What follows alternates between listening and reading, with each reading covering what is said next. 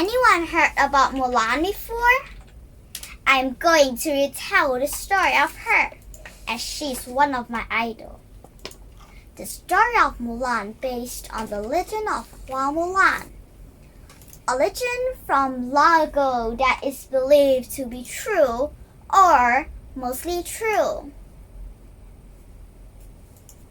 Once upon a time, while China was in the middle of a great war, there lived a girl called Mulan. Mulan was a retired general. He had come home sick and frail. He was too old to fight, but not too old to teach Mulan how to ride a horse and use a sword. Girls usually don't learn these skills, but Mulan's father believed everyone should know how to fight, even girls. One day, the government officials sent warriors on the behalf of the emperor to Mulan's village. War was coming, and men were needed for the army. The military leader of the group posted a list of names on the village square. Each name represents one volunteer, one man from each family. Mulan saw her father's name on the list. She knew that her father wouldn't survive another battle. She ran back into the house. Her father was sitting on a chair, carving a piece of wood. "Father," she said, "have you heard what the emperor said each family must do?" "Yes," said his father. "I heard about it in town. Well, I may as well go pack up." He put down his carving, stood up, and walked very slowly to his room. "Wait," said Mulan. "Father, you have not been well, if I may say so. Why at your age must you keep up with all those young men?" "What else could be done?" said his old father. "Your brother is a child. He cannot go." "Of course that's true," said Mulan. "My brother is too little, but I have an idea." She poured her father a cup of tea and handed it to him. "Father, have some tea. Please sit a minute. I will be right back." "Very well, dear," said his father. Mulan went back into her room. With her sword, she cut off her long black hair. She put on his father's robe. Going back to his father. "Father, I am your son now. I will go in your place. I will do my part for China." "No." "Father, listen please. For years you trained me in Kung Fu. You showed me how to ride a horse and use a sword." Mulan swung her sword back and forth with might. "Only so that you could stay safe," said his father.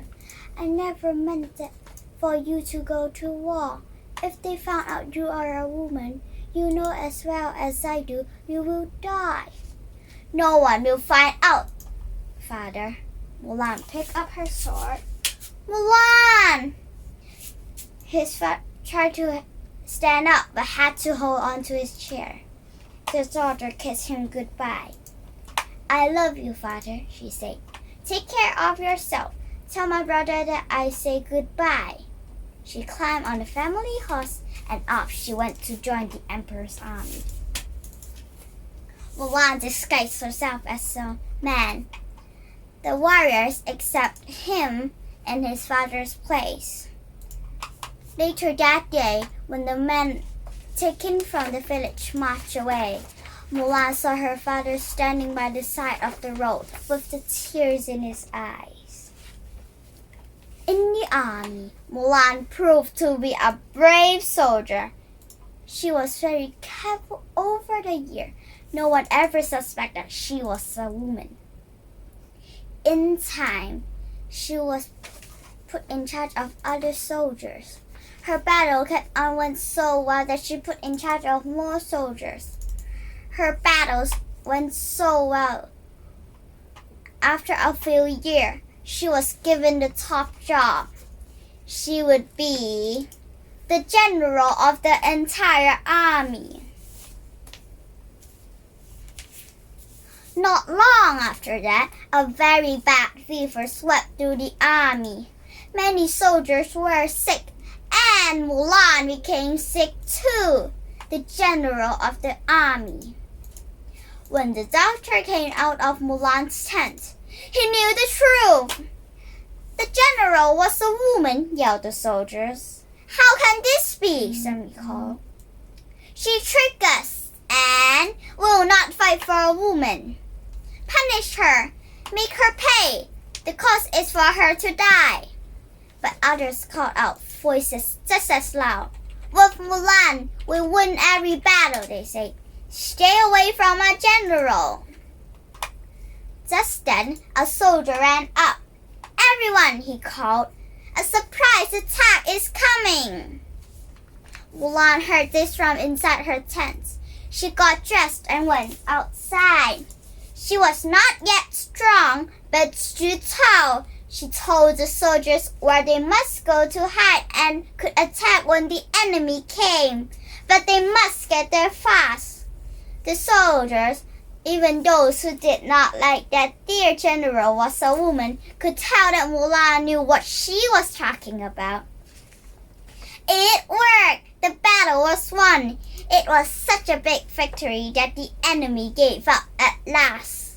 War was over, and China was safe. You would be so sure that after that last battle, no one cared anymore that Mulan was a girl anymore. The emperor was so glad that Mulan had ended the long war. He set aside the rules of being a woman. Mulan, stay with me in the palace, she said. Someone as smart as you would be my fine royal advisor. Mulan bowed deeply. You are too kind, sire, she said. But if you please, what I wish most of all is to return home to my family. Then at least take this fine gift, said the emperor, so everyone at your home village will know how the emperor of China thinks of you. Mulan returned to her village with 6 fine horses and 6 fine swords. She also received a special award from the emperor himself for outstanding courage. Her family greeted her with joy. His brother was delighted with the gift of her military clothes. Everyone at her home village cheered that she was safe.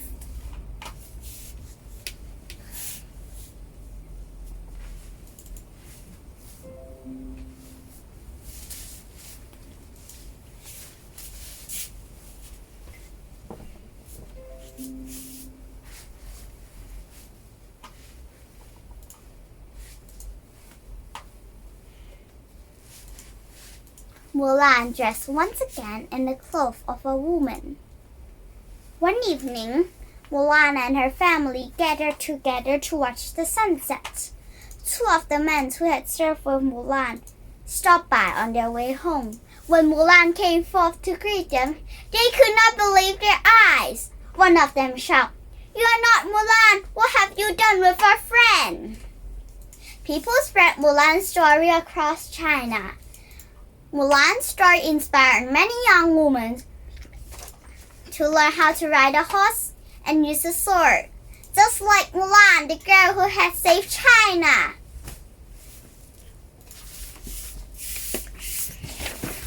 我有少少錯咗。